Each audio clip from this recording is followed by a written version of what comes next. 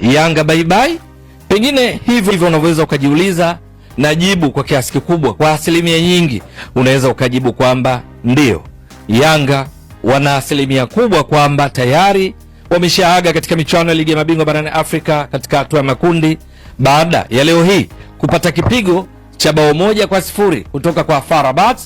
Matokeo yake Yanga sasa wanajikuta wako katika nafasi ya 3 kwenye msimamo wa kundi lao, na hiyo ni baada ya JS Kabylie kutoa suluhu dhidi ya Al Ahly, huku Yanga ikiwa na pointi 5 katika nafasi hiyo ya 3, ilhali FAR Rabat ushindi wao wa bao 1-0 lililofungwa katika dakika 85 na mlinzi wao Anas Bash kiifanya FAR Rabat wafikishe pointi 8, lakini Al Ahly waliotoa suluhu dhidi ya JS Kabylie hivi sasa wana pointi 9.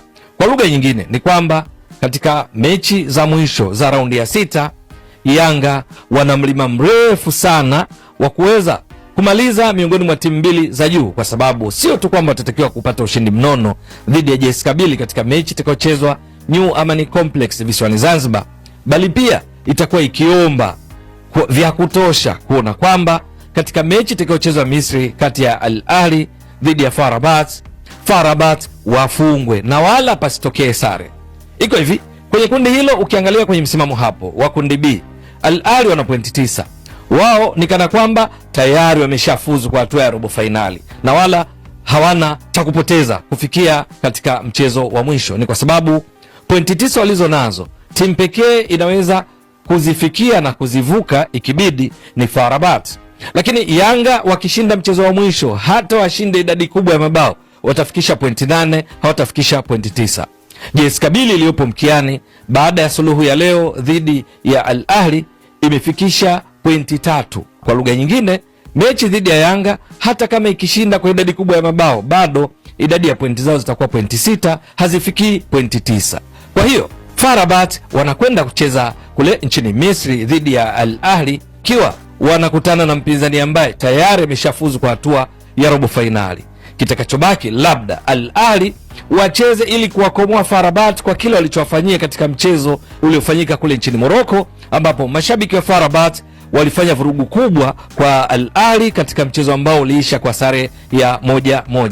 Ni mchezo ambao FAR Rabat waliwarushia vitu vyenye ncha kali uwanjani Al Ahly. FAR Rabat waliwarushia machupa wachezaji wa Al Ahly wakiwa uwanjani. FAR Rabat mashabiki wao walikuwa wakirusha mipira miwili, jambo ambalo mwisho wa siku likawafanya wakumbane na adhabu kutoka CAF ya faini ya fedha, lakini pia kuamriwa kucheza mechi 2 bila mashabiki. Katika mechi hizo 2, moja dhidi ya JS Kabylie walishinda 1-0, na nyingine ndio leo hii iliyomalizika muda sio mrefu wameshinda dhidi ya Yanga bao 1-0. Matokeo yake kisasi labda cha Al Ahly waamue kwamba wawakomoe, wawafunge, lakini vinginevyo Al Ahly tayari wameshafuzu. Lakini jambo lingine labda Al Ahly kutaka wajihakikishie kumaliza kileleni mwa msimamo, kwa sababu wanajua wakifungwa watakuwa wa pili.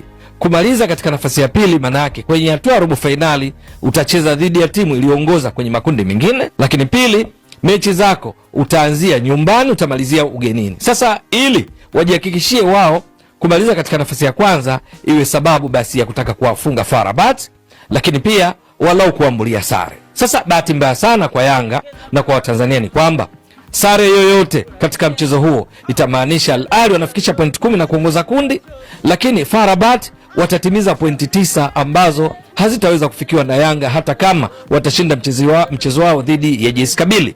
Ndipo hapo harufu ya kuaga kwenye michuano hii inaponukia. Lakini la pili ni kutokana na ukweli kwamba hata kama kwa mfano FAR Rabat wanafungwa, kupigwa kwa idadi yoyote, lakini kubwa kama wanafungwa kwa tofauti ya bao 1, manake hapo walau itapunguza mzigo kwa Yanga, kwa sababu wakifungwa kwa tofauti yoyote ya bao 1, Yanga watalazimika wapate ushindi wa tofauti walau mabao 3 ili waizidi tofauti ya mabao, goal difference, FAR Rabat. Ni kwa sababu baada ya mchezo leo hii FAR Rabat wamefikisha mabao 3 ya kufunga, licha ya pointi 8 walizofikisha, wamefunga mabao 3, wameruhusu mabao 2. Kwa hiyo goal difference ambayo ni kigezo cha pili, kama pointi zenu zitakuwa zimelingana, kama head to head haimtoi mshindi. Yanga na FAR Rabat head to head haimtoi mshindi, kwa sababu Yanga walishinda 1-0 New Amani Complex visiwani Zanzibar, na leo hii FAR Rabat wameshinda 1-0 dhidi ya Yanga. Kwa hiyo kigezo cha pili kitakuwa ni goal difference. Sasa FAR Rabat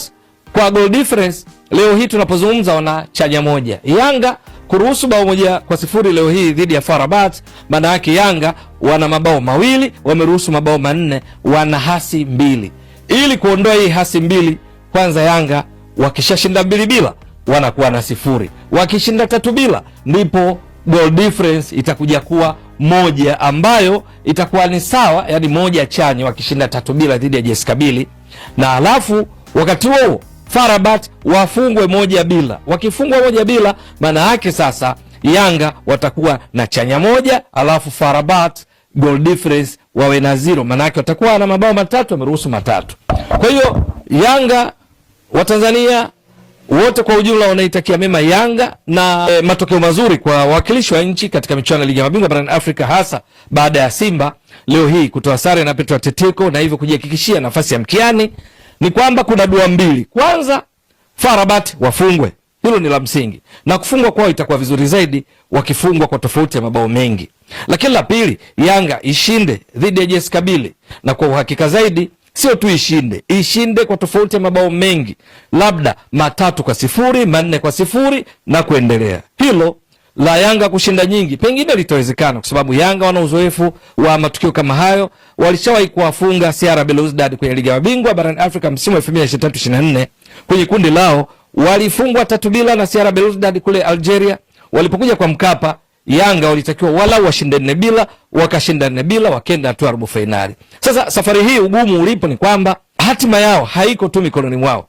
Ni kwa sababu wao watatakiwa washinde mabao mengi, labda 3-0 kwenda juu kama tumetoka kueleza, au 4-0 au 5-0 na kadhalika. Lakini wakati wakifanya hivyo wawe wanaombea Al Ahly wawatibulie FAR Rabat kwa kuwafunga, kwa sababu wakitoa sare tu Yanga nje, na wakitoa sare maana yake Al Ahly wana uhakika wa kwenda kama vinara, FAR Rabat wanakwenda kama washindi wa pili. Lakini Yanga hata washinde hadi ya mabao mangapi, 20-0, 30-0, 5-0, 6-1, lakini kama FAR Rabat watatoa sare wanakwenda wao, kwa sababu hivi sasa wana pointi 8. Wakitoa sare na Al Ahly wanakuwa na pointi 9 ambazo Yanga hawezi kuzifikia. Ndio mtihani ulipo. Kwa hiyo dua mbili, kwanza Yanga ishinde, pili FAR Rabat wafungwe. Lakini ushindi huo wa Yanga uwe mabao mengi, au kama ni kufungwa FAR Rabat wafungwe kwa mabao mengi na Al Ahly ambayo itakuwa inacheza huku tayari imeshajihakikishia kwenda katika hatua ya robo finali. Hapo ndipo ugumu ulipo, kiasi ya kwamba unaona zaidi ya 50% mtihani ni mzito kwa Yanga, kwamba uwezekano wa kufuzu kwa hatua ya robo finali upo, lakini ni mdogo mno kutokana na mazingira ya msimamo kwenye kundi lao. Lakini vinginevyo leo hii kwa kile kilichotokea ni kwamba Yanga kwa kiasi kikubwa leo hii walicheza tofauti kabisa na ilivyotarajiwa. Yanga katika muda mwingi wa mchezo wao walikuwa timu ya pili. Yanga kama kuna mechi ambazo hawapaswi kuzisahau, kuzikumbuka sana, ni pamoja na leo hii dhidi ya FAR Rabat, kwamba wasirudie tena kucheza namna hii, kwa sababu walizidiwa katika maeneo mengi. Kwenye umiliki wa mpira kwa mfano, ndani ya dakika 90 wenyeji walimiliki zaidi mpira kwa takriban 72% dhidi ya Yanga 28% baada ya mechi kukamilika. Lakini umiliki wa mpira sio kitu, kwa sababu ni mpango kazi labda Pedro Gonçalves kuzuia zaidi. Lakini kwenye mashuti ambako ndo kuna ashiria juu ya jitihada za kutaka kufunga, wenyeji walipiga mashuti 19. Kati ya hayo 9 yalikuwa blocked na walinzi wa Yanga, lakini 4 yalilenga shabaha kati ya 10 yaliyoenda. Yanga mechi nzima walichofanya ni kupiga mashuti 5 tu katika mechi nzima. Kati ya hayo 1 yalilenga shabaha, lakini hakukuwa na bao lolote, na hivyo kufungwa 1-0. Na kwenye uanzaji wa kikosi, labda utajiuliza kwa nini Mwalimu Pedro alimkalisha sana Depu kwa muda mrefu. Alikuja kumtoa dakika 67, Dube aliingia alicheza dakika 23 tu, lakini katika yale mashuti 5 alipiga Yanga, uwezi amini ndugu mtazamaji wa Mbwaduke Stats Sport Next Level, Dube alipiga 3 kati ya hayo. Halafu shuti lingine lilipigwa na Mzize aliyeingia pia kuelekea mwishoni mwa mchezo. Kwa hiyo Dube na Mzize walipiga mashuti 4 kati ya 5. Mpaka wakati Dube anaingia, Yanga ilikuwa imepiga shuti 1 tu katika mechi nzima, shuti lilopigwa na Ibra Baka. Depu dakika mpaka 67 hakuwa amepiga shuti lolote la nje wala kulenga shabaha, kiasi ya kwamba unaona kwa namna Yanga alivyokuwa akicheza kizuia zaidi, pengine alihitajika zaidi Dube. Lakini mipango ya Gonsalves naye labda atakuwa na cha kujifunza katika matokeo ya leo hii, kwa sababu baadhi ya maamuzi yake unaweza kusema yaligharimu Yanga, na hasa substitutions juu ya Depu na Dube. Dube alionekana kuwa na amshamsha nyingi, ikiwa ni pamoja na kupiga mpira uliogonga nguzo katika zile jitihada za kutaka kufunga, lakini vinginevyo wenyeji walistahili hiki walichokipata kutokana na namna walivyocheza, huku wakipoteza nafasi kadhaa za wazi. Yanga pia nafasi walizopoteza ni pamoja na zile za Dube katika yale mashuti aliyopiga, kuna uliogonga nguzo, lakini ulipomrudia alikuwa na uwezo kutoa pasi kwa Pacome, akataka afunge mwenyewe, kipa akadaka, na katika dakika 90 alipata mpira ambao angetulia alikuwa anauweka wavuni akaupaisha. Ni nafasi ambazo Yanga pengine ongeweza kusawazisha, lakini mwisho wa siku Yanga namna walivyocheza leo hii walikuwa wanashambuliwa mfululizo.